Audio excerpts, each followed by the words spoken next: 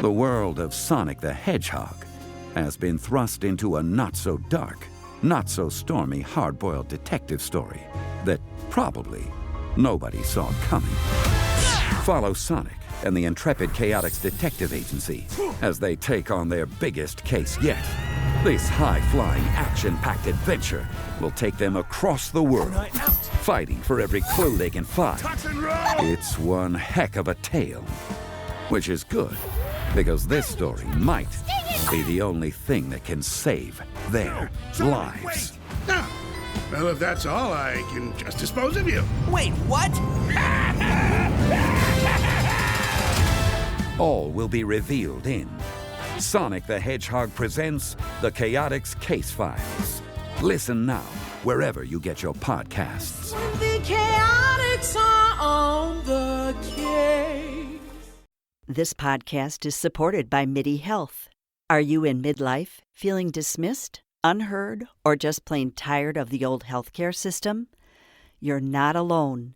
For too long, women's serious midlife health issues have been trivialized, ignored, and met with a just deal with it attitude.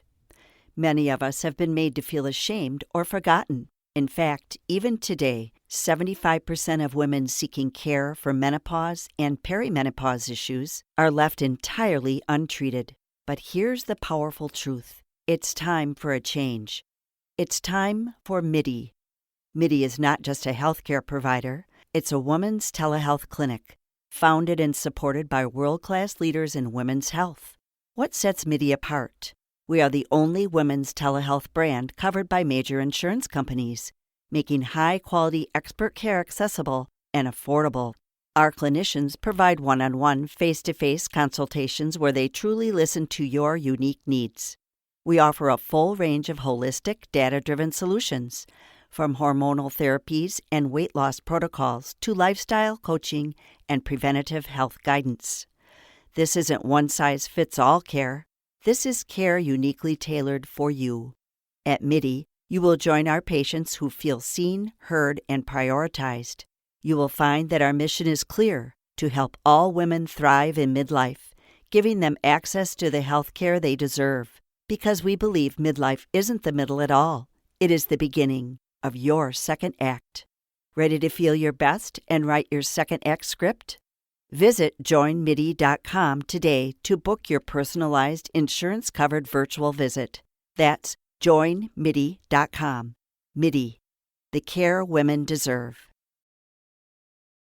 Look at him, eating whatever he wants, never gaining a pound. While I'm stuck with the boring special and can't lose an ounce. How's your lunch, man? Amazing. Yours? So good. Oh, I'm so happy for you. Cool, buddy. Weight loss isn't fair, but Mochi Health is. The affordable GLP-1 source that can fix your frustration with food. So, same time next week? No! Definitely. And your friends. Learn more at joinmochi.com. Mochi members have access to licensed physicians and nutritionists. Results may vary. Stoveleg Media, igniting conversation.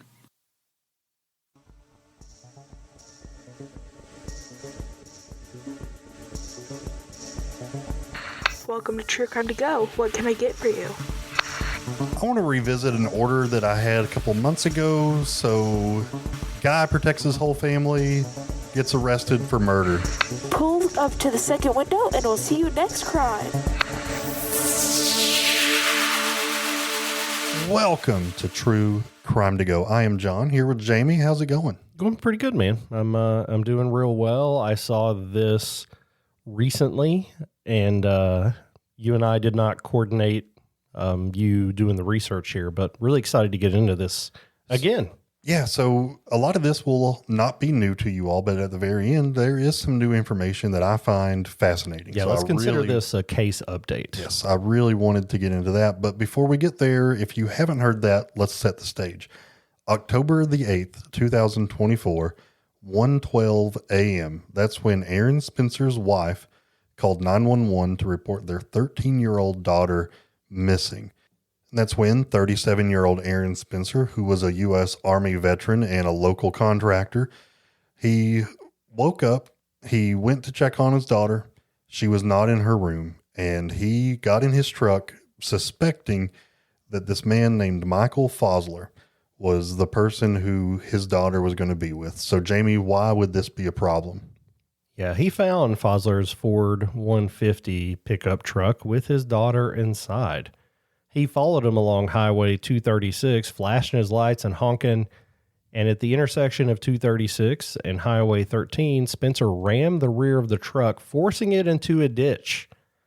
Spencer got out of his truck, armed with a Glock 19 Generation 4 pistol. He ordered Fosler out of the vehicle to lie down in the ditch. And that's when he saw his daughter trying to get out of the car. But Fosler tried to grab her and tried to stop her. When Fosler got out, he had something in his hand and threatened Spencer and lunged toward him. That's when Spencer opened fire, emptying the pistol and striking Fosler multiple times in the chest, arms, and abdomen. He then jumped on Fosler and essentially pistol whipped him so that there would be no attack from Fosler after this. He went and checked on his daughter, reloaded his weapon, and called 911 at about 1:34 a.m., stating that he located the man who had kidnapped his daughter and that he was now dead on the side of the road. So Michael Fosler, he was a 67-year-old man. And the reason that this dad was, I mean, obviously, even if all about what I'm about to say didn't happen, somebody with your daughter at 1:15 in the morning, not a good look. But Fosler, 67 years old, had been previously charged with 43 felony counts over this child. These included a sexual assault of a minor, internet stalking of a child, and possession of child pornography. And these stemmed from allegations involving Aaron Spencer's then 13-year-old daughter. So, yeah. So that guy was the one who had Aaron Spencer's daughter, and that is who Aaron Spencer killed when he found his daughter with this man. Yeah, sorry if I missed my cue there. I think that's what you wanted me to go into. But yeah, he knew it was Fosler because of all these other charges. So to know that this guy had already been indicted and charged with assaulting your daughter sexually and stalking her, the rage within Aaron Spencer, I think, was very justifiable. Absolutely. So Michael Fosler died at the scene from his gunshot wounds. Spencer was arrested by the county sheriff's office and charged with second-degree murder plus a firearm enhancement. So he was placed in jail, but he bonded out the next day. And then on November 27th, 2024, prosecutors formally filed the felony charges indicting Spencer of second-degree murder. And he has remained out of prison on bond. The case, though, is still kind of up in the air. It has not been resolved yet. So there is still a very real chance that he could land felony charges for second-degree murder. I hope that we don't live in a world where that plays out that way. Right. Is that awful for me to say? No, I mean, he was also being threatened physically by this guy at the scene, so by Fosler. So I think it was the rage was justifiable, but I also think there's an element of self-defense here. And I don't know that we see this going to trial, but that hasn't kept Aaron Spencer out of the news, John. Nope. On October 14th, 2025, Aaron Spencer publicly announced that he was going to run for the Lonoke County Sheriff. On March 3rd, 2026, there was a Republican primary, and he was going to be running against the incumbent sheriff. And if you know anything about politics, whether you like him or not, it's usually pretty tough to beat the incumbent. But he did. So he just barely edged out the incumbent sheriff. So he won the Republican primary, and he'll be running in November for sheriff. That's when the election will happen. As of right now, he is very much projected to be the sheriff in that election. There's really not a Democrat running against him. There is an independent running against him, but all projections at the polls saying that he, if the election happened right now, would be the next sheriff. What's interesting, though, Jamie, is we're still awaiting the verdict, or the court trial for this. So if he does receive a conviction with the felony, that would make him ineligible to be the mayor. Yeah, that's on the books as Arkansas law, Title 21, Chapter 8, Section 218305. How do you like that? Me citing an actual law there. They're in Arkansas. If you're convicted of a felony, then that bars you from holding elected office. At the time of this episode, he's not been found guilty of a felony, so he is not a felon. So it's at this point, I don't know which is going to come first, the election or the ruling on the charges. The charges have already been pending for well over a year, so it's going to come down to the time. And I think just him getting voted for kind of shows where the population of that area is. So if there were a jury of his peers in there, if he is charged, I don't know if he's going to come away with that felony on his record. I think you're right. I really would like to know more to this story. Like, what about this story resulted in an indictment? Right. And especially for second degree murder, maybe involuntary manslaughter, maybe. But I mean, at what point do you have to say, you know what, this guy that had already hurt his child allegedly is now picked her up in the middle of the night? Yeah. As a father, if you don't do something drastic in that situation, I think I'm more concerned about that. Right. And I don't see him being convicted of this. I too have questions even about the indictment. They do say you can indict a ham sandwich, so maybe it's a little easier. What's interesting, man, is the court that has jurisdiction over this filed and approved a gag order for a long time. It was appealed, and the appellate court said, no, there's no precedent for that. That is not upheld.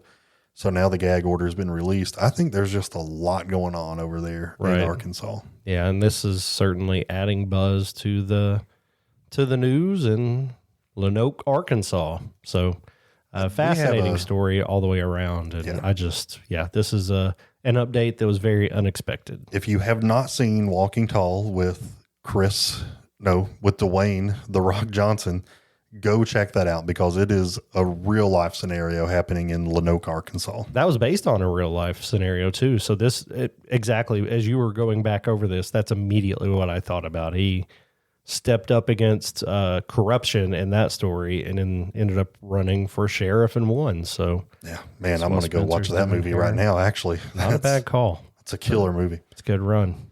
Guys, we appreciate you tuning in, and I just thank you for your patience as we've covered part of this case before, but he is possibly going to be a sheriff, and I just had to get this out there. Yep, this update is well worth it, John, so I appreciate you bringing that to our attention, and this has been a crime story in 10 minutes or less. Would you like crime with that?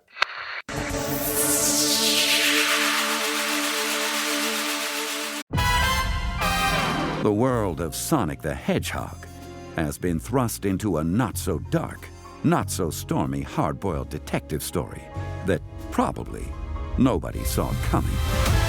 Follow Sonic and the intrepid Chaotix Detective Agency as they take on their biggest case yet. This high-flying, action-packed adventure will take them across the world, fighting for every clue they can find. It's one heck of a tale, which is good, because this story might be the only thing that can save their lives. Well, if that's all, I can just dispose of you. Wait, what? All will be revealed in Sonic the Hedgehog presents The Chaotix Case Files. Listen now, wherever you get your podcasts. When the Chaotix are on the case. You've listened to True Crimecast, distributed by Stoveleg Media.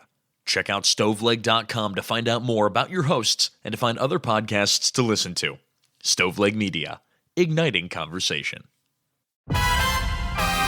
The world of Sonic the Hedgehog has been thrust into a not-so-dark, not-so-stormy hard-boiled detective story that probably nobody saw coming.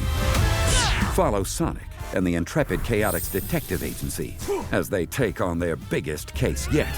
This high-flying, action-packed adventure will take them across the world, fighting for every clue they can find.